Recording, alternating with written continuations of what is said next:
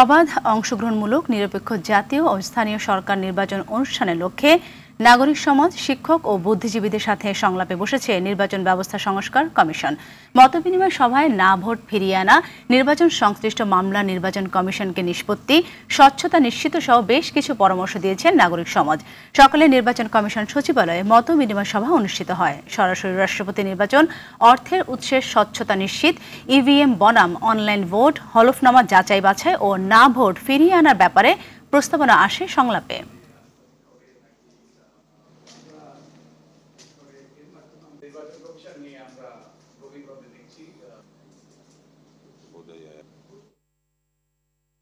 দর্শক, এই মুহূর্তে নির্বাচন কমিশনে আছেন আমাদের সহকর্মী শরীয়ত খান, সরাসরি যুক্ত হচ্ছেন তিনি। শরীয়ত, জানাবেন নির্বাচন কমিশনের সংস্কার কমিশনের মতবিনিময় সভার সর্বশেষ কি খবর আছে আপনার কাছে, আর প্রধান নির্বাচন কমিশন শপথ নিয়ে কমিশনে কখন নাগাদ যেতে পারেন? সাথী, এই মুহূর্তে কিন্তু নির্বাচন কমিশন ভবনে নির্বাচন ব্যবস্থা সংস্কার কমিশনের তারা কিন্তু ষষ্ঠ ধাপে তারা নাগরিক সমাজ, শিক্ষক এবং বুদ্ধিজীবী তাদের সাথে মতবিনিময় সভা করছেন।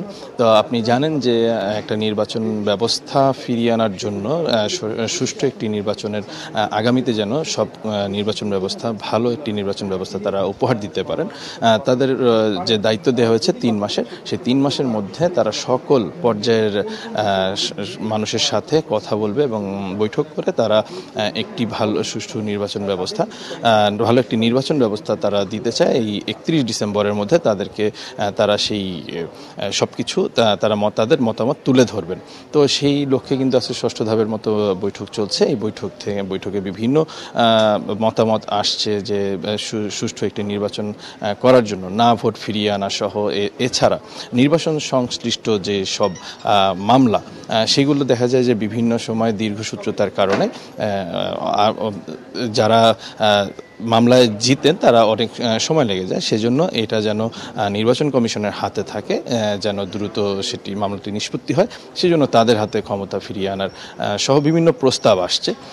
তো এখন পর্যন্ত এখানে বৈঠকটি চলছে, কিছুক্ষণের মধ্যে হয়তো শেষ হবে। এছাড়া যেটি আজকে আপনি জানেন যে গত বৃহস্পতিবার নির্বাচন কমিশন গঠন হয়েছে, নতুন প্রধান নির্বাচন কমিশনার এবং বাকি যে নির্বাচন কমিশনারও রয়েছেন তাদের নাম ঘোষণা করা হচ্ছে। আজকে বেলা 1:30টার দিকে সুপ্রিম কোর্টে তাদের শপথ গ্রহণ হবে এবং আজকে 3টার দিকে তারা নির্বাচন কমিশনে আসার কথা রয়েছে এবং এরপরে যদি তাদেরকে এখানে সব কিছু প্রস্তুত করা হয়েছে, তারা 3টার দিকে এখানে আসার কথা রয়েছে এবং তারপরেই হলো তারা হয়তো সাংবাদিকদের সাথে কথা বলবেন। সাথী, এই ছিল এখানকার সর্বশেষ পরিস্থিতি। অসংখ্য ধন্যবাদ আপনাকে।